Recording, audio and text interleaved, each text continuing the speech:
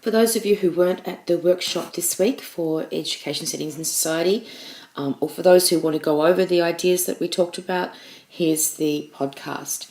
This is your final workshop for Ed Settings in Society, but it's not the final time you need to be on campus for this course. For the students at Brunswick, on the 20th of October, you'll be giving your AT Assessment Task 3 presentation to your peers, and for Bundoora students, you'll be doing the same thing on the 24th of October, which is the second last week of semester. We started off by doing a quick checking in process, and I gathered some feedback from you about your placement experiences using thumbs up and thumbs down. Some of the questions I asked were related to workload and how much difficulty you may have experienced in trying to fit everything into the 2 weeks, given what interruptions you may have experienced in the classroom or mentors not being very timely in their allocation of groups and content areas for your lesson plan sequence. One of the other things that we talked about were what little goals you might have set yourself and achieved.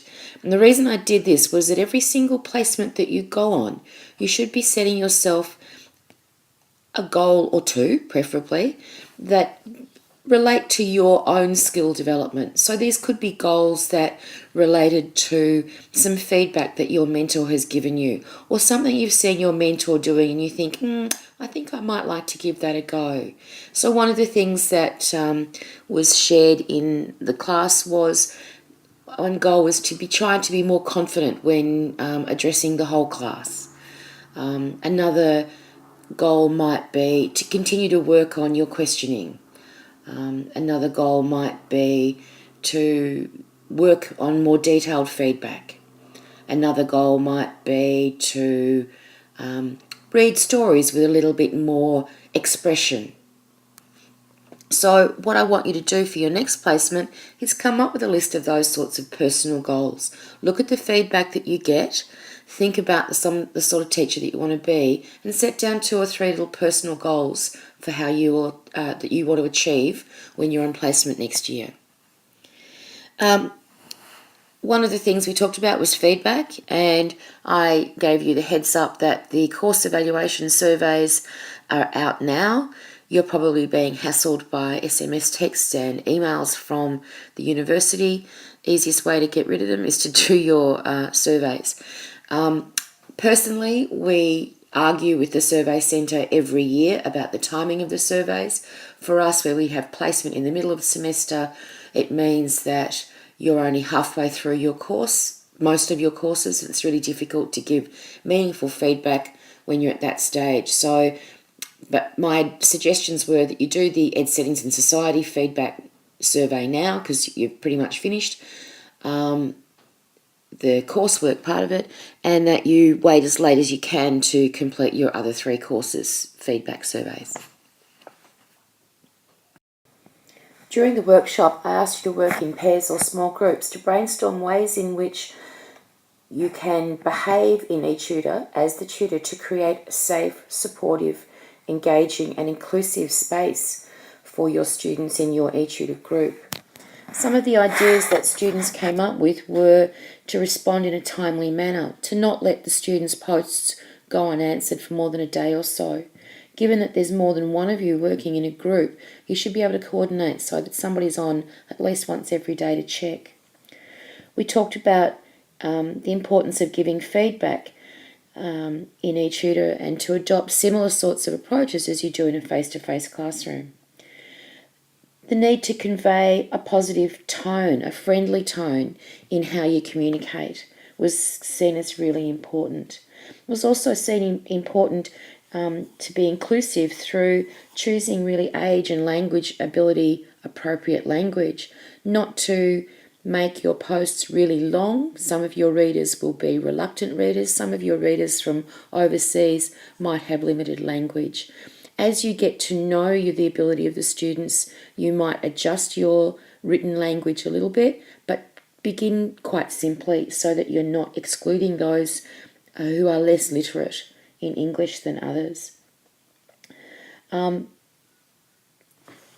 Try and finish each post with a question rather than a statement. You want to invite ongoing conversations. Often, despite you doing that, you might not get a response. That's okay. You've tried. Keep trying. One of the students said that she keeps putting stuff up there but getting nothing back. That's okay. We're interested in what you do to try and create that space, not necessarily what the students do.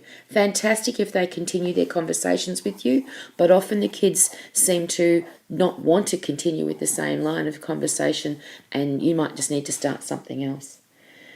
Tap into their interests. So read what's on their profile, read what they're posting about, and ask them questions about their interests as a way to engage them, get to know them a little bit. Set tasks for them to do. You can use the task setting function that comes up when you first log in, or you can simply put a post on their group wall or their individual wall or a blog post. However you're used to communicating with your particular students and the communication ways that are getting the best result, use that. There's no hard and fast rules about how you do things. Look at the Ed Settings in Society eTutor page. I've given you in the emails I've sent you, which I've captured on that page, a number of ideas for topics around which you might set a specific task. But don't ask the kids to write an essay. You want them to be able to do things quickly that don't require a great deal of writing. Also, when you're setting tasks, I've noticed that some of you have been really excited to get quite detailed blog posts from some of your students in India, and their language is really good. I wonder if you have all checked to see whether they've copied and pasted that text from somewhere on a website. So when you are setting tasks, make sure you put the personal in. What do they do on a particular festival? Don't get them to tell you about the festival. If all you ask for in your questions is facts, you're likely to get copy and paste. But if you ask, well, what do you do during that festival? What does your family do? Then you're asking for a more personal account where they can't copy and paste. So think about the nature of the questions that you ask as a tool to engage the students in writing and sharing about their culture, not about some generic culture. Okay. So we did a sharing time, and I just talked about some of the ideas that emerged from the discussions at both campuses. One of the things I talked about quite extensively to the Brunswick campus group, but which I unfortunately forgot all about at Bundoora, I'm going to blame that on being quite tired after the ball. Anyway, was some sites that exist already around collaborative projects. So you might like to explore these two sites in particular for ideas. One of the projects I shared with you was the Teddy Bear Project, and some of you may even have done the Teddy Bear Project when you were at primary school. It involves sending a teddy bear, in this case, in this image, a koala, to a classroom overseas. They in turn send you a soft toy from their country, and usually the koala or the kangaroo or the wombat or the teddy bear, whatever goes from Australia, usually goes with a jar of Vegemite, tube of sunscreen and a thing of Aerogard, just to be culturally stereotyping. And the teddy bear emails then, or these days possibly blogs, or does a podcast of what the teddy bear has done, or what the soft toy has done on their travels in their other country. The teddy bear's taken home for a week at a time or a day at a time, however the teachers organise it, with one of the families, and shares their experiences. It's a great project, great way of getting to know each other culturally. And there are lots of other ideas on those particular sites about how you might, some tasks that you might create to share with your eTutor students. One of the teachers in one of the schools who was participating created this particular grid of possible ideas. Some of the ideas I think are really strong, some of them I think are not so strong, and in class we unpacked quite a lot of them. This one, for example, down here, what would you like to do if you visited one of the other countries that's in your group? I think is really good, a nice idea. Sharing some famous songs or poems from your country, another potentially really good idea. What was another one that I'm just trying to find? Teach your partner to count to 10 in your own language. How cute. Share a photo of where you live and describe it. Compare and contrast the populations from both countries. There's some really strong ideas. Some other ideas that we unpacked in the class as perhaps not being such a good thing. Well, I can't find the one I'm looking for now. This one, for example, I wouldn't do. When was your country discovered and how many years ago was that? To me, this just speaks of neo-colonialism, post-colonialism, whiteness issues, assuming that every country was discovered. In the Bandura class, we talked to some of the students who were born in Vietnam, and it was like, our country wasn't discovered, we've always been there. I'm sure anybody from Aboriginal and Torres Strait Islander would resent enormously the idea that Australia was discovered. It's a very white way of looking at the world, a very colonial way of looking at the world, and not something that I would advocate that you discuss with your students in eTutor. In both classes, I then ask you to brainstorm and write down what you think the similarities and the differences are when you're teaching face-to-face compared to teaching online in an environment like eTutor. And here are some of the responses from both campuses in this slide and the next slide. Some of the differences. We saw time as being both a similarity and a difference.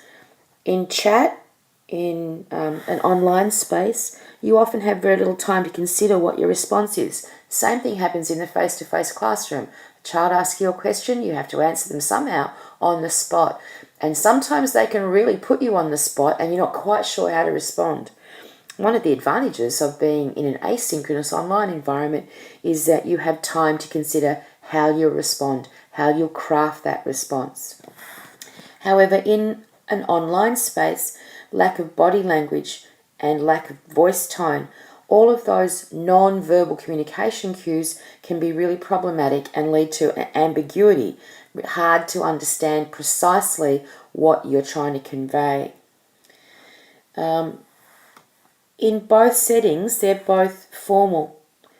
You still need to be careful about how you word your instructions and being age and language ability appropriate, as I mentioned earlier. We need to acknowledge that the students exist to help them feel safe. So I asked the question, how would you feel if your teacher, if you were a primary school kid in a face-to-face classroom and your teacher didn't speak to you for a week or maybe 2 weeks?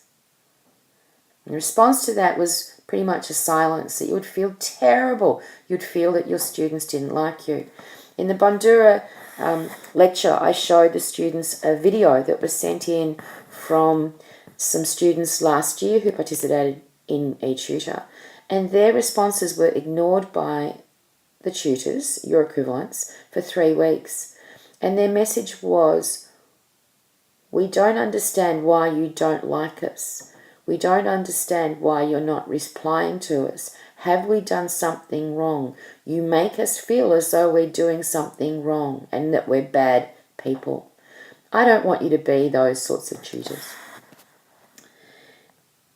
In both environments, you still need to find ways to engage the students. This was an interesting one. The role of the tutor in eTutor is sometimes ambiguous. We start you off by saying get to know them, have conversations, and sometimes that makes you feel like you're a bit of a friend, whereas you still need to be a teacher, a friendly teacher. And for some students, that borderline between teacher and friend is somewhat more blurry in an online space. Try and think of some other differences and similarities that you're experiencing. One of the other things around time that we might have thought about was it takes much longer in an online space to get to know somebody because the interactions aren't as frequent or as intense. So that's another thing. But think of some for yourself. This will help you for your final assessment task. I reminded everybody that there is support for eTutor. There's an eTutor user guide that's been on the ESS Google site since the beginning of semester, under the course materials page. I've also added it to the new eTutor page that we've created on that to guide you. And there's ideas in there that are worth exploring that will help inform you. Finally, we talked about the expectations we have for your assessment task 3 and did a little clarification activity there. You're asked to present for 6 to 8 minutes maximum what you have done in eTutor to try and establish a safe, supportive, inclusive and engaging environment. This is where we talked about what happens if your students don't respond. That's kind of okay. It would be preferable if they did. But what you're really trying to demonstrate is what you have done, not what the children have done. What have you done to try and engage them, to try and establish a safe and supportive space? How have you acted in ways that are inclusive? So one suggestion was that you draw on 2 or 3 critical incidents or examples from eTutor of what you have done. At least a couple of examples of what you have done. In the same way that you annotated your lesson plans about safe, supportive, inclusive and engaging, we want you to annotate those screen grabs, screenshots of what you have done and explain how that was being supportive. In what way were you being inclusive? Unpack what you did and the thinking behind what you did. That's what you need to make explicit. If you don't have examples of where you've been able to respond to the students' post because the students haven't posted, remember that you can still view every single entry into eTutor. So you can't necessarily comment in other groups, but you can go and look at what they're doing. So use the All Groups page to find out where the conversations are happening, who's posting blogs and what are the replies to them, and critique those. That's another way of you trying to understand how other people might be creating safe, supportive, engaging and inclusive environments. One of the other things that we want you to demonstrate in this presentation is your increased intercultural understanding. And you may need to go back to your workshop 2 or 3 where I talked about Carla Deerdorf's model of intercultural understanding, how it talks about the attitudes that you have, the predispositions you have to being open to other ways of being, other ways of living, that you are increasing your cultural knowledge. So what are you finding out about Malaysia and India and Nepal, if anything, about the cultures in those countries? And how does that shape who you are as a teacher? How does it shape how open you are to communicating across different cultures? Remembering that you'll have, in many of your classrooms as a teacher, you'll increasingly have different cultures represented in your culture, and you need to be able to adapt to it.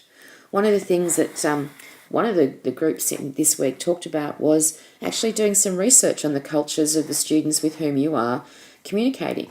Find out about it so you're not just responding to what they post, but you might be able to ask some intelligent questions about their culture and how that plays out in those students' families and homes. I want you also to demonstrate your understanding of what was similar or different in teaching an online space. And some of the activities that we did in this week's workshop were scaffolding you towards that end. And again, the intercultural competence. So I'm hoping that that helps clarify things for you.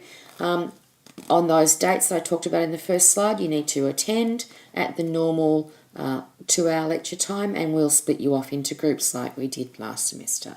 See you in the second last week of semester.